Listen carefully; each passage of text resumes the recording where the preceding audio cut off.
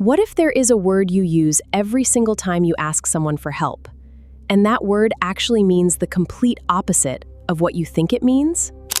What if, every time you said it, you were accident-ing something to someone instead of asking them for help? And what if your friends were too confused or too polite to say anything? That is exactly what happened to Peter.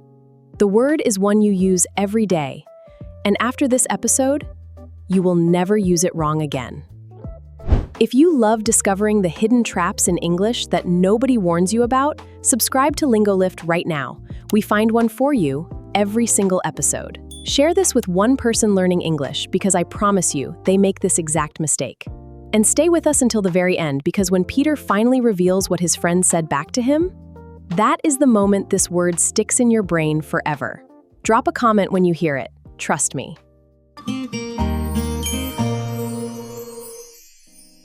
Hello and welcome to LingoLift, the podcast that lifts your English one real conversation at a time. I'm Sara. And I'm Peter.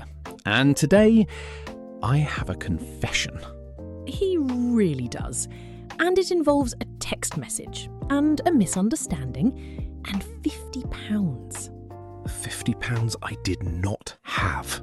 Before we get into it, a quick note for anyone who is new here.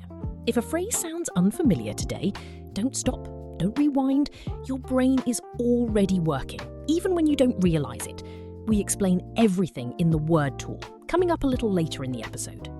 But honestly, today's mistake, I think most of you have made it, or you're about to. Can you guess what the word is before I tell you what happened? Think about it. We'll get there very soon.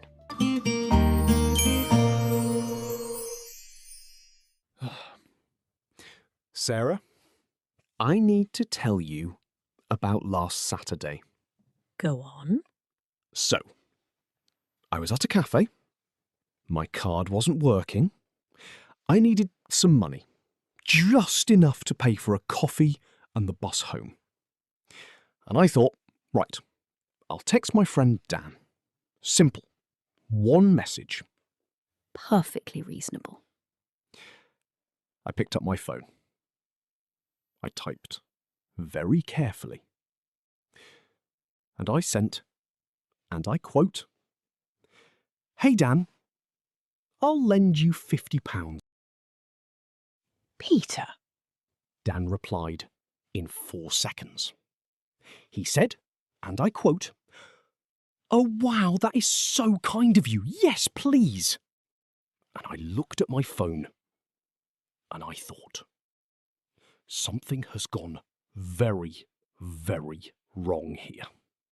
Because I'll lend you £50 means... It means I am offering Dan the money. From me to him. And what did you actually want to say? I wanted to ask Dan to give me £50. I should have written, "Can you lend me £50? Or can I borrow £50 from you?" And here is the thing. This exact mistake, this precise switch, is one of the most common errors English learners make at every level. And the reason it happens is actually very logical. Why does it happen though? Because in many languages, there is only one word for this whole idea. One word that covers both give temporarily and take temporarily. English cuts that idea in half. 2 words, 2 directions. So borrow and lend are directional? Exactly. Think of it like something physically moving between 2 people. The question is not what the thing is. The question is which direction is it going. When you borrow, the thing comes to you. You are receiving. You are the one getting the money, the umbrella, the pen. Borrow comes to me. And when you lend, the thing goes away from you. You are the one giving it out, temporarily, with the expectation that you will get it back. So when I wrote, "I'll lend you £50, the money goes away from me, away toward Dan. Which meant you were offering Dan money. Which I did not have. Right. And the sentence you needed was, Dan, can you lend me £50? The money goes from Dan, away from Dan, toward me. Or, can I borrow £50 from you? The money comes to me from Dan. Both sentences work. Same meaning, the verb just changes depending on who is the subject. Both work. Both are completely correct. One makes you the giver in the sentence, one makes you the receiver. But the transaction, the money moving from Dan to you, is identical. I've been getting this wrong for a long time. And so has almost everyone. This is not a careless mistake. It is a structural gap, a gap between how English works and how your first language works. And the moment you understand the direction, it clicks. It becomes permanent. Right. Let me test this. Give me a situation. I'll tell you which word. All right. Your friend has an umbrella. It is raining. You do not have one. What do you say? Think about this before Peter answers. What would you say to your friend? Can I borrow your umbrella? The umbrella comes to me. Perfect. And if my friend forgot their umbrella and I have one, I would say, here, let me lend you my umbrella. Exactly right. The umbrella goes away from you, toward them. You lend, they borrow. Okay, so after I borrow something, what happens next? Is there a word for what happens after?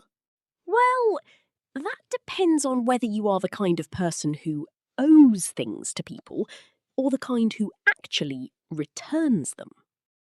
Are those vocabulary words?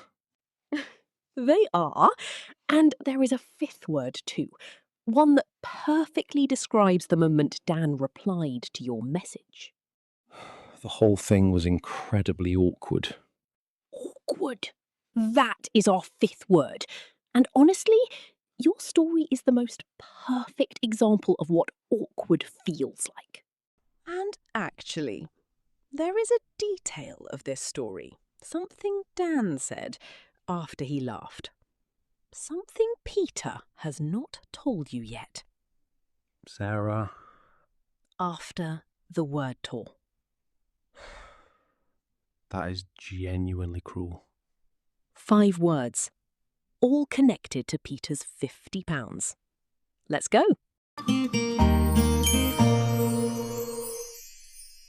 Our first word is the one that started Peter's disaster. Borrow. To borrow means to take something from someone for a short time, with the intention of giving it back. The thing moves toward you. You are receiving it. You do not keep it. Can I borrow a pen? I'll give it back in a moment. 2 syllables. Borrow. The stress is on the first. Borrow. Say it slowly. Borrow. I should have said, can I borrow £50? Not, I'll lend you. The money would have come to me. Borrow. To me. Say it with me. Borrow. One more time. Borrow. And again. Borrow. One important pattern. Borrow is usually followed by from. You borrow something from someone. I borrowed this jacket from my sister. She borrowed the car from her neighbour. From always follows the person you borrow from. And the person who gives you the jacket, the person on the other side of the exchange, they do something different. They lend, which is our next word. Our second word is the other half, the direction that goes away from you. Lend. To lend means to give something to someone for a short time, expecting to get it back. The thing leaves you. You are being generous, temporarily, and you trust that it will come back. For example, my neighbour lent me his ladder for the weekend. I returned it on Sunday. One syllable. Lend. Short and clean. Lend. I accidentally offered to lend Dan £50 that I didn't have. Full confidence. Wrong word. Wrong direction. Lend. Lend. Lend. One structure note. The most natural everyday pattern is lend me. Can you lend me your phone? Not, can you lend your phone to me? Both are correct, but lend me is how people actually speak. Lend, then the person, then the thing. And once you have borrowed something and someone has lent it, there is a quiet feeling that comes next. A word for the state you are in until you give it back. Third word, and this one carries emotional weight. Owe. To owe means you have something unresolved with someone. Not always money. If someone did something kind for you and you haven't returned the favour yet, you owe them. It is the feeling of not being equal. Not yet. Thank you so much for covering for me. I owe you one. One syllable. Owe. It rhymes with go, no, so. Owe. Oh, after that text, I felt like I owed Dan an explanation. And probably a coffee. And possibly an apology. Oh. Oh. Oh. Owe is very flexible in English. You can owe money. I owe you £20. But you can also owe an apology, owe someone a phone call, owe a favour. Any situation where something is unresolved between two people, owe fits. And when you finally resolve it, when you pay it back, give it back, fix it, there's a word for that clean, complete feeling. Word 4. Return. To return something means to give it back to its original owner. You borrowed it, now you return it. The direction is clear, back to where it came from. I need to return these library books by Friday or there will be a fine. 2 syllables. Return. The stress is on the second syllable. Return. Dan is, technically, still waiting for me to return the £50 that I never actually received. Return. Return. Return. Useful extra. Return also works as a noun. The return of the book was delayed. On my return from the trip, everything had changed. Same word, 2 jobs, a verb and a noun. And when you don't return something on time, or when you send a message that causes maximum confusion, things tend to get a little... Our last word, and possibly the most accurate word in the English language for last Saturday, awkward. Awkward describes a situation or a feeling that is uncomfortable, embarrassing, or socially difficult. Something doesn't flow naturally. Something feels off, and everyone involved knows it, even if nobody says it. There was an awkward silence after he said the wrong name.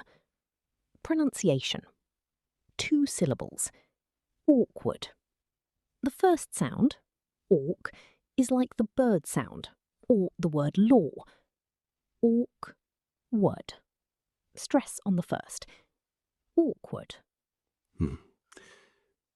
Getting a reply that says, "Yes, please, that is so kind of you," when you were the one who needed help, is genuinely, deeply awkward. Awkward. Awkward. Awkward. Awkward is everywhere in everyday British and American English. That was so awkward. It got a bit awkward. awkward moment. You will hear it constantly. And the key difference from embarrassing is personal, about how you feel inside. Awkward is social. It describes the situation between people. Peter's text? Definitely awkward for everyone involved. 5 words. Let's lock them in. I give the meaning, Peter gives the word. Ready? Ready? To take something temporarily. It comes to you. Borrow. To give something temporarily. It goes away from you. Lend. To have something unresolved with someone. You haven't given it back yet. Owe. To give something back to its original owner. Return. Uncomfortable, embarrassing, and socially not smooth. Awkward. Like a text message that says, I'll lend you £50 when you are the one with no money. Exactly like that. You have done really well today. 5 words, 1 clear direction to remember, and a story you will not forget quickly. And now, Peter, Dan's reply. The full story. What did he say after he laughed? Right. So, after I explained the confusion that I had accidentally offered money I did not have, Dan laughed for a good 30 seconds. Then he went quiet. And then? He said, So, just to confirm, you're not lending me £50. Correct. And then he said, But can I borrow £50 from you? I've been meaning to ask. He asked you for money. He said he saw his opportunity. He used the word correctly, by the way. Can I borrow? The thing coming to him. He did use it correctly. We don't talk about whether I lent it to him.